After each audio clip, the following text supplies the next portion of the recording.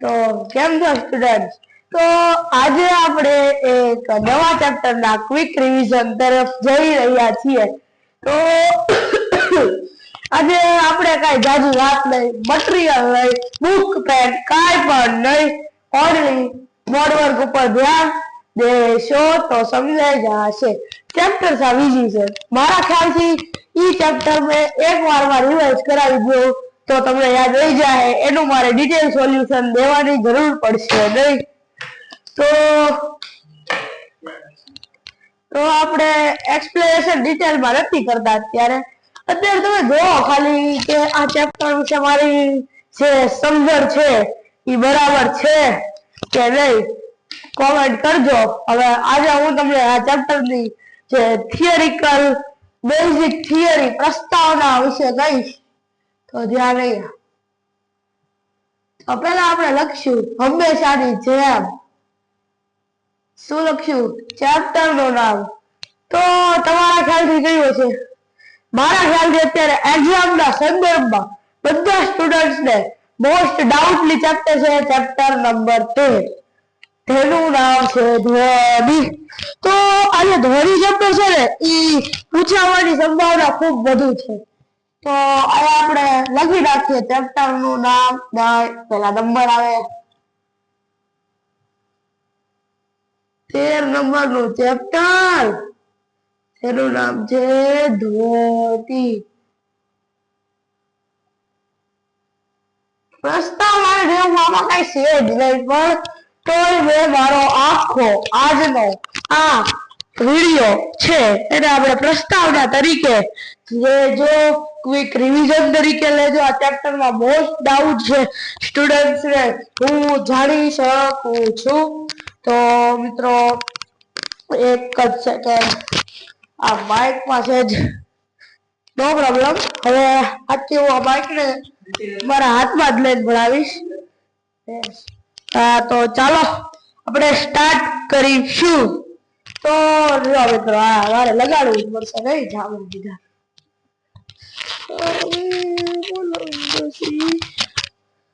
તો હવે લાગી ગયું છે. હવે મને મજા આવવા માંડી, એકદમ ફ્લેક્સિબલ છે. હવે ક્વિક રિવિઝન પ્રસ્તાવના. તો આ ચેપ્ટરની પ્રસ્તાવના એ છે કે ધ્વનિ. ધ્વનિ શબ્દ શું છે? ધ્વનિ એટલે શું થાય? ધ્વનિ કેવી હોય, કેવું હોય? ધ્વનિ શું છે? તો આજે એની વિશે માહિતી લઈ લઈએ. ધ્વનિ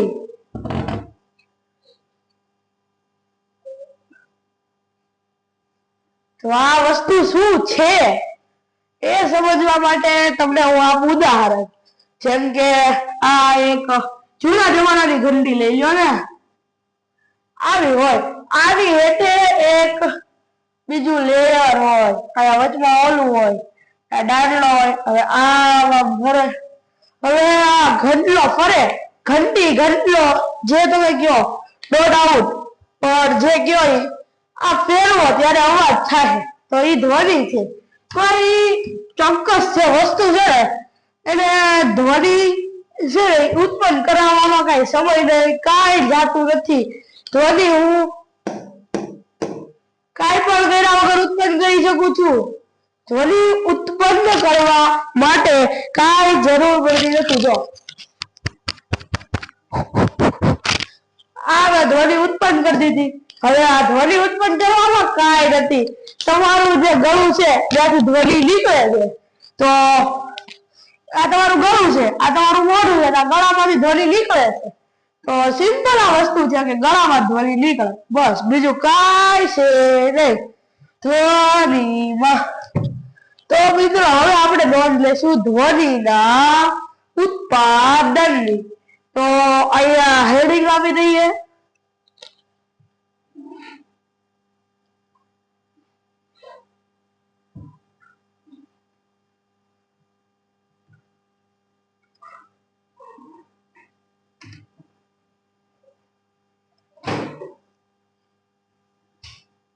થાય કઈ રીતે? જો અત્યારે બહારથી ધ્વનિ ઉત્પન્ન થઈ રહ્યો છે તો એને ધ્વનિ કહેવાય. આ ઉત્પન્ન કરવામાં કાંઈ અઘરું નથી, કાંઈ ધ્વનિ ઉત્પન્ન થઈ, કાંઈ બળ કર્યું, દબાણ લગાડ્યું, કાંઈ કર્યું. કંપની ફિટિંગ, ધ્વનિ કંપની ફિટિંગ વસ્તુ છે. તો આયા જો આ કંપની ફિટિંગ વસ્તુ. કોકની ધ્વનિ નીચી હોય, કોક આમ બોલતો હોય. કેમ છે મિત્રો? કોકનો ધ્વનિ મારી જેમ ઊંચો હોય, જે કંપની ફિટિંગ ધ્વનિ છે. કોકને કંપની માંથી ધ્વનિ નીચો આવ્યો હોય. બસ તો બસ બેઝિક રીતના હવે આપણે આની અંદર પ્રવૃત્તિ કરશું. જે પ્રવૃત્તિ હવામાં છે. તો હાલો પ્રવૃત્તિ કરવાની જ છે, કરી જ નાખી.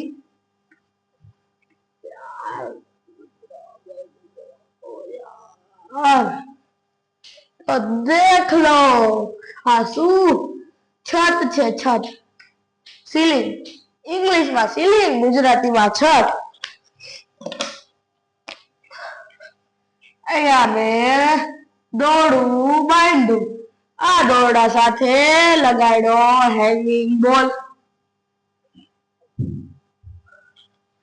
આ વસ્તુ સાવ સરળ સાદી છે. આ હવામાં પ્રસરણ વિશે માહિતી છે. જો ધ્યાન દેશો તો જ હવાનું પ્રસરણ સમજાશે. હવે આ દડાની પાસે આપણે લાવશું ધ્વનિ ચીપીઓ, જે આ આકારનો હોય છે.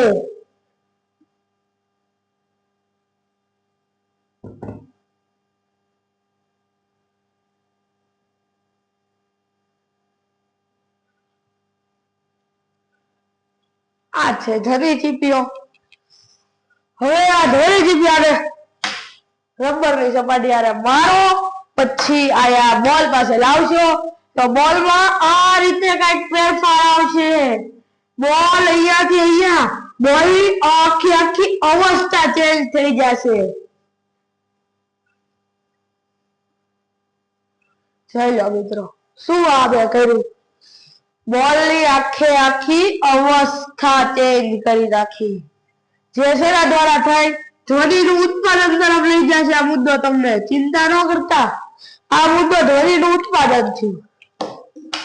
હવે ધ્વનિનું ઉત્પાદન કરશે તો આ હવાનું ઉત્પાદન, ધ્વનિનું ઉત્પાદન હવામાં થઈ ગયું. કરશું હવે પાણીમાં.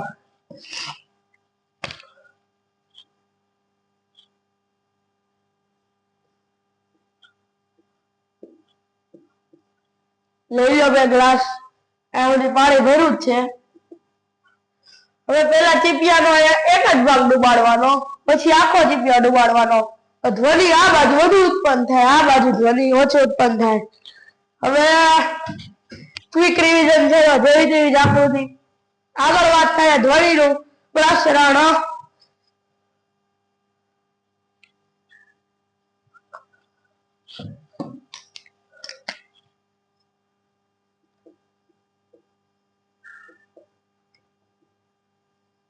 મિત્રો મારો મેક્સિમમ આ સુધીનો ચેપ્ટર ક્વિકલી રિવિઝન નો રેકોર્ડ છે. આ પણ રેકોર્ડ ઉપર જ છે. તો ધ્વનિનું ઈ ચીપિયાની વાત કરી લઉં. ચીપિયો થોડોક હરખો દોરવાનો.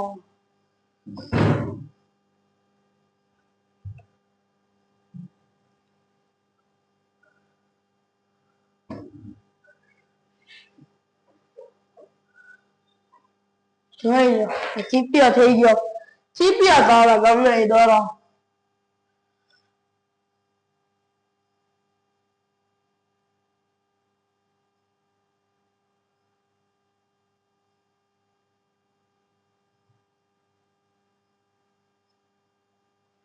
આ ચીપિયાને જે સમય આપણે ભટકેલો ત્યારે અવાજ થયો. આ જે ચીપિયો છે, આ કંપન થયો. આ ચીપિયો અત્યારે કંપિત થયેલો છે. હવે હું તમને બતાડીશ એમાંથી જે તરંગો નીકળે છે કઈ રીતે નીકળે. જોજો આવ્યા ધ્યાન.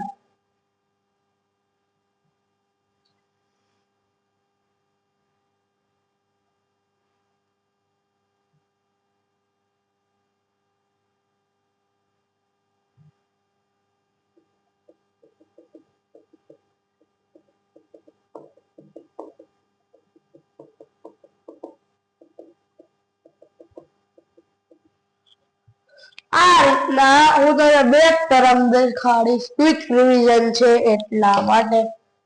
આ છે સંઘનન,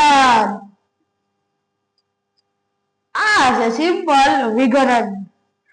જો એની વ્યાખ્યા ઈઝી આપું છું.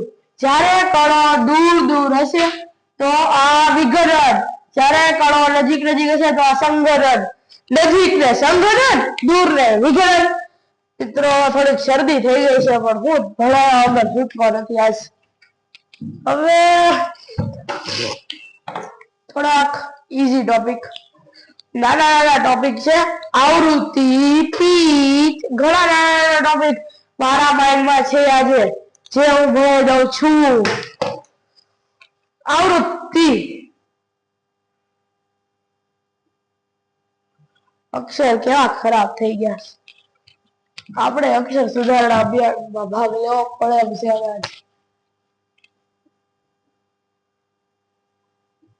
આવૃત્તિ, આવૃત્તિ, આવૃત્તિ એ વસ્તુ છે.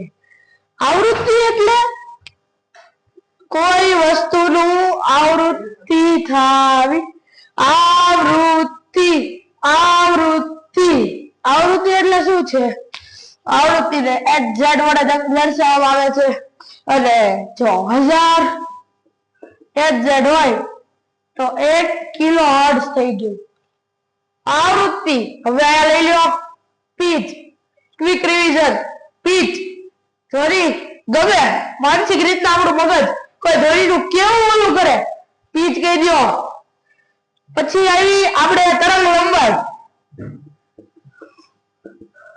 ગમે એવા અક્ષર થાય. ક્વિક રિવિઝન, તરંગ લંબાઈ, ક્વિક ક્વિક તરંગ લંબાઈ. બે ક્રમિક સંઘટન અને બે ક્રમિક વિઘટન વચ્ચેની લંબાઈને તરંગ લંબાઈ કહે છે. તરંગ લંબાઈને લેમ્ડા વડે દર્શાવવામાં આવે છે. ઊંધું બસીડીશ ઉદ્ભવાઈ તરંગ લંબાઈ લેમ્ડા. હવે વાત આવી કંપ વિસ્તાર. કંપ વિસ્તાર, કંપ વિસ્તાર એવી વસ્તુ છે કે મિત્રો કંપ વિસ્તારનો એકમ છે ટી. ટી બરાબર 1/μ. મ્યુ તમને લાગશે શેનું હશે મ્યુ? તો મ્યુ છે આવૃત્તિનું. વી જેવું મ્યુ હોય. તો આ થઈ ગઈ કંપ વિસ્તારની વાત. હવે આવશે કર્ણપીય ધ્વનિ, ટોન અને નોટ.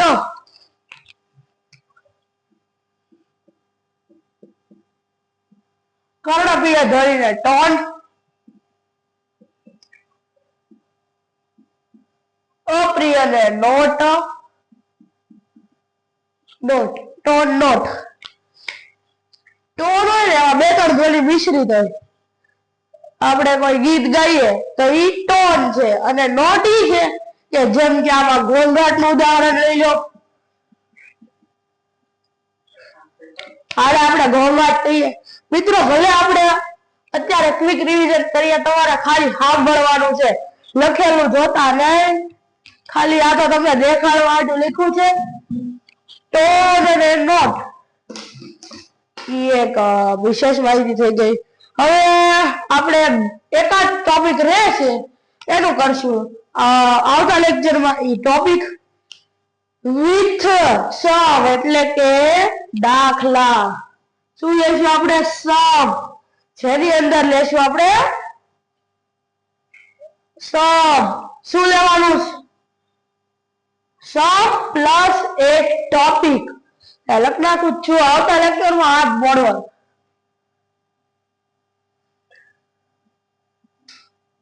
Sum plus 1 topic.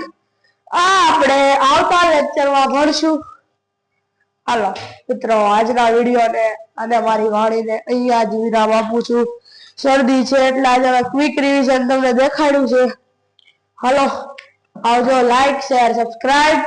આપણે જો ડિજિટલ બોર્ડ લેવાનું છે એની માટે તમારું સબસ્ક્રાઇબ જરૂરી છે. તો બાય. જય હિન્દ, જય ભારત.